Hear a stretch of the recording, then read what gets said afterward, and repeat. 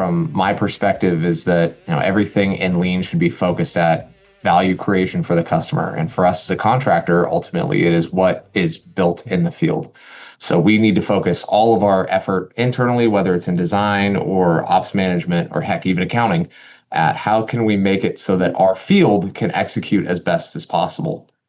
A lot of this track is filled with either some very specific tools, call that, in the live labs where they're going to actually come and show you what a actual scrum board would look like or what a weekly work planning board in the field would look like, all the way up to, let's make sure that these foremen are learning how to manage their crews better or run better meetings. One of my favorite things that we actually started doing last year that we're going to bring back this year is we're going to have a panel of superintendents, typically 3 to 4 from a general contractor, 3 to 4 from a trade, all different trades, all different general contractors, and just have them talk about what works in planning, last planner system, what works for them, what doesn't work for them.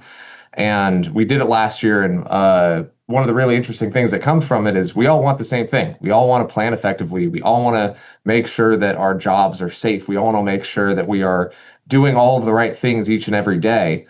And I think that gets so easily lost. So when we, originally came up with live labs or this kind of panel format, really what we wanted this track to be is the ability for a foreman, a superintendent, a general foreman, young PMs, old PMs, whoever that may be, to be able to come and sit in any of these kind of lean execution tracks and take something that they can go back on Monday and do and implement and make an immediate change on their job. And that's what I really love about this track. Not that the other tracks aren't super valuable, but these are things that they can actually go and make an impact immediately.